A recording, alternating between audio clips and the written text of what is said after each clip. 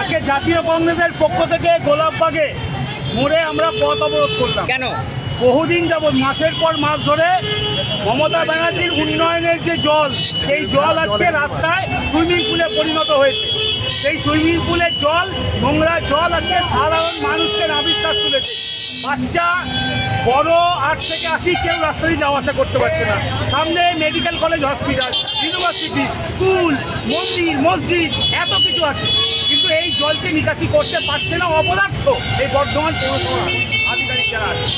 বর্ধমান পৌরসভার চেয়ারম্যানকে ফোন করে বলছে এটা যাদের নোংরা জল তারা বর্ধমান পৌরসভায় ট্যাক্স দেয় না, তারা ইলিগালি বাস করছে। তো আমাদের প্রশ্ন, যারা এই বহুতলে কোটিপতিরা যারা আছে, আমি আপনার মতো লোকের এখানে নেই, তারা কোটিপতিরা এখানে আছে, তো তারা এখানে ইলিগালি বাস করছে।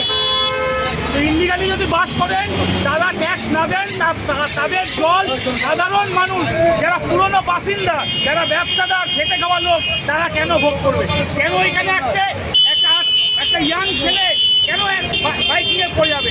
যদি কারোর প্রাণহানি হয়, তার ড্রাইভারকে একটা কমপ্লিট হয়েছে তারপর বেরিয়েছে।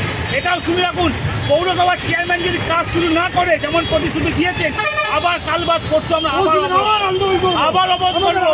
যতক্ষণ না এই জল সরবে, চেয়ারম্যান ওই চেয়ারে সঠিকভাবে বসতে পারবে না। লিখে রেখে দিলাম। কতক্ষণ অবরোধ করেছিলেন আজ? প্রায় 1 ঘন্টার উপর। কি নাম আপনার? নামার পরিচয়? গোলাপ সমাদার প্রদেশ কংগ্রেস।